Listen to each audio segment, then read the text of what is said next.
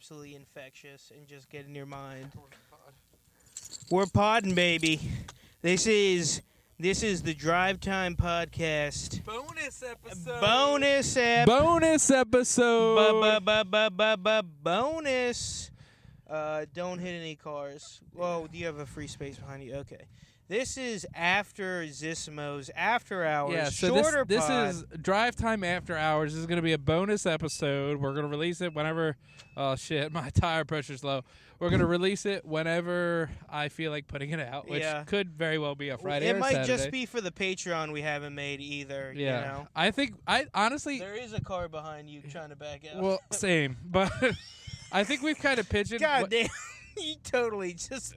If that was that car, I'd be pissed the fuck off. I'm just saying. Well, good Al, news. I really can't critique your driving. I really can't, but I will try my hardest. As the primary driver of the Drive Time podcast. Yeah. Primary driver? You mean sole driver? yeah, so what far. the fuck are you talking about? But, fuck, what were you just talking about? Okay, so we just did Zissimo's open mic. Oh, yeah, this is the bone. Oh, no, I think we've kind of pigeonholed ourselves. What do you mean? Because we keep talking about a Patreon, even though we're not doing a Patreon. I feel like we can never do a Patreon. What do you mean we're not doing a Patreon? We could totally do a Patreon. You think so? Why not? People are gonna pay to hear us? This is my thing. If we get to 100 listeners per episode, which would be a lot. Yeah. I don't think that's going to happen for a while. We but bounce if we bounce back and forth between 28 and 31 pretty consistently. And we put out a $1 Patreon, and half those people do it. That's something. That's something. That's something. That's something. $50 a month. And there's always something there And to that's remind gas me. money. Remind me of what I really am. It's not like you to say sorry. I'm always waiting on a different story. This time I'm mistaken. Forgiving your heart was breaking. And I've been down to the bottom of every bottle. There's like words in my head. Say, are we having fun yet? Yeah. Oh no! All right, that was weirdly in sync. That was honestly also, weirdly fucking in sync. You know what I love is that we both didn't know the same parts of the song. We were both like, dude, Nickelback. Dude, this is like not even a hot take because people will say this. Nickelback does have some fucking bangers. The whole hating on Nickelback thing, again, like people. This is not me coming up with this, but like, you know, How You Remind Me is fucking... That's a great song. Dude, I remember when I was fucking like 11 years old, I don't know if you did this, but on YouTube, there used to be things called AMVs, anime music videos, and the best ones were Dragon Ball Z, How You Remind Me, AMVs or whatever. There also were like Naruto ones that I watched sometimes, but those were all 3 Day Grace ones. Oh, yeah. And like back when I was 11, I thought 3 Days Grace was like the coolest fucking band ever in my entire life. I was like, animal I become. I hate everything, dude. So I've seen 3 Days Grace live, but with their new singer, and I've also seen a band called Saint Asonia, which is the band the lead singer formed after he left 3 Days Grace. And I didn't know there was a breakup. Yeah, so the lead singer left. And I was at a festival that had 3 Days Grace on and had Saint Asonia on, which is the lead singer's band. And they both... Oh, fuck this guy. What the fuck was he doing? I don't know. Dude, all right, so this car in front of us, sorry to interrupt, had his turn signal on like he was going to get in your right-hand lane. Yeah, I'm hip. Okay. Sorry, keep going. You're Saint Asonia. Yeah, so Saint Asonia and 3 Days Grace are on the same lineup on the same day. And because the lead singer left the band, he's like, well, I wrote these songs. I'm doing them. But then 3 Days Grace is 3 Days Grace, so they also did the songs. Is the new lead singer of 3 Days Grace as good as the old singer of 3 Days Grace? But you're like, oh, sick. I get to see Animal I Have Become twice in the same day. Yeah. And the lead singer goes on is like shitting on 3 Days Grace. He's like, I hate seeing fucking karaoke covers of the songs I wrote. Oh my God, hell yes. Yeah. Fucking petty ass beef. Yeah. For the lead singer of 3 Days Grace, an edgy band for 13-year-olds. Yeah, that was only edgy for 13 minutes. You're like, I hate everything about you. How can I love you? Dude, that song is so fucking stupid. oh, Jesus Christ, it's bumpy. Oh, God, there's a tree in the road. There's a tree. Watch out, guys. You taking the exit to go from Hampden on to 83. There is a foliage alert. Foliage in the street. In the road. On the pavement. Parker, I feel like we should try to do some serious mic hopping and try to do a drive time because there are nights where there's nights where we can catch 3 mics in a night. I have a backpack. We set up the thing in the backpack, walking from mic to mic. And my God. Say we're in fucking Fells. There's like a 2-minute walk from one mic to the other. We could do man on the street shit, too. Yeah, I was kind of thinking. Oh, my God. Yeah, so that's walk time, obviously. Well, listen, we need to start making different LLCs for each individual we got thing. Drive time. We don't want anybody time. suing us for Drive Time podcast and us having to lose our own, personal assets or whatever. You know what would annoy everybody? But tomorrow I'm having a little shindig at my house. Little shin. I feel like we do a My Girl Wants to Party All the Time Party Time podcast. And Party Time podcast. And we just start. Dude, I love it. Do you know how fucking stupid it would be to do a podcast in the middle of a party that we are going to, that you are throwing? Dude, honestly. Do you realize how much theater kid fucking energy is in that move? I love theater kid. Yeah, dude, it totally is. It's like we're going to go to the Applebee's after closing night, last night of our performance, and we're going to sing the songs from the show at the Applebee's. Yeah, it's exactly that. I remember I was in high school. I was friends with this kid. I wasn't even, good friends with him, but I was, one of his close friends. Right. He wasn't one of my close friends. You know what I mean? Yeah. But I liked him a lot. He was a very funny guy, and I liked him a lot. And he was fucking this chick that was in theater and was a lead high school theater kid. You know what I mean? That's something. She got lead roles. She could sing, and so he would bring me along to. I think I went to 2 different ones of those. Of exactly what you're talking about, going to a diner after a show, and I mean, it is, just the most self-suck, the most... Oh, yeah. The most... And me and him would just make fun of all the people there, because he was literally just there just to get laid. You know what I mean? No, and I've talked to Jackie about that before. I'm like, I feel like I would have loved being in theater if it weren't for the theater kids. Oh my God. Because I like to perform, I like to be in front of people, I like to do... I characters. also like a lot of if you read a lot of the Shakespeare plays, they're very good. Oh, yeah. Just as literature, dude, you know? One of my teachers in high school for my AP Lit course, not bragging, but I was in AP Lit, and he was he would play what is it? Did you guys go, it's lit? Yeah, we all the time. It's the running bit. Actually, that might have been before Lit. I think that was before Lit. Oh, shit. Pre-lit. Pre-lit. Yeah, there's pre-lit and post-lit.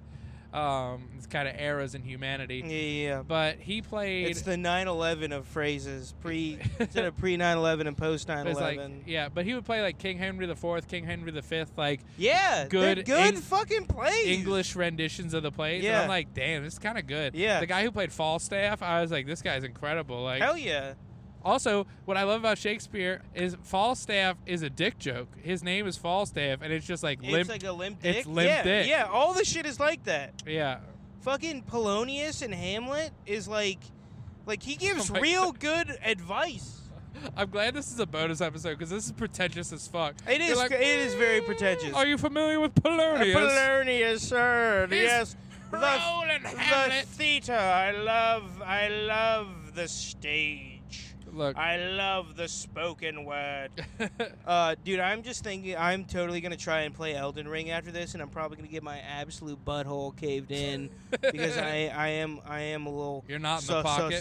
Sauce. No, dude, even a little bit of drinking fucks up your video game skill, I feel like. I feel like smoking weed can make you better at video games. Except for with Mortal Kombat. Mortal Kombat's fun as fuck when you're hammered. No. Am I going towards Towson? Dude, yeah. You're on the right way. Right, Get in your left-hand lane. Get one lane over, though. Scooch over a lane? Not to spoil where we're dropping So I used to... me and my roommate said, you might have heard on the last episode, we used to play Mario Kart 8 literally every single day. I'm not even fucking with you. Jeez. We would play it every day for about 4 or 5 months after it came out. not after it came out, but after we got it, we would play pretty much every single day. On what console? What console? Switch. Yeah, it's on Switch. And get one lane over if you don't mind. And I don't. and I am like, especially back when I was playing it, I was so fucking good at Mario Kart. Just because you play, like, if you do something every day, yeah, you're better than like people that do it every week, even if they have way more natural talent than you. You know what I mean? And like the thing that I realized is if you even have like a couple beers, you're not as good. You're not on your game. It dulls the senses. And that has nothing to do with real world driving, obviously. There's no parallels there. But when it comes to video games, even having your reaction time slowed by like a little bit is like, it can be game breaking. You know what I mean? Oh, dude. So I was, this was a couple months ago, but I was at the restaurant where Jackie works at. Yay! Oh, sorry. Where my fiance. Yeah. You've said Chili's before. You can't say the restaurant that Jackie worked at. It's not the point I'm trying to make. What point are you trying to make?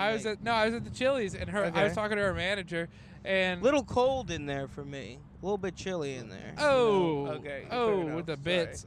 But no, I was in there, and I was like, yeah, maybe I should get more into gaming. And he's like, oh, you're not into gaming? He's like, there's no way you can get into it now. Your reflexes aren't fast enough. Yeah, well, all right. One, that is like such a like nerd thing to say, but two, it's also true. It is like true. After 24, your reflexes start like getting lower or whatever. It's true, but it's so pretentious to say. It is so pretentious Be like, to say. a little late for you to get in the game. Yeah. Like if it were like the NFL and they're like, you've never played football before, a little late, I'd be like, yeah. But he's like, oh, you want to play Call of Duty Online? Too late for you, buddy. And also, there are people that are older at those video games that are just good at video games. Like, reaction time is one, like, attribute, but if you're not playing fucking, like, StarCraft Brood War or whatever the fuck, dude, that shit used to go hard. Dude, all right, one of my favorite things is there is this video game called StarCraft I've heard of it. You know StarCraft Brood War? Jesus Christ. Here comes a tangent. Everybody buckle up. Oh, no, I wanted to talk about the movie Babylon that just came out, but I'm like, oh, that would be too much of a tangent, too. All I'll say about the movie Babylon is, one, kind of a good movie, but two, it's a movie about making movies, and so it is literally, like, the most self-suck, like self-auto-fellatio movie. I saw that advertised. This exit, too, if you don't mind. It looked very sexual. They have, like, you know... One thing about me, I'd say, is the one type of humor I do not appreciate is, like, toilet humor. Like, sexual humor, I'm totally down for.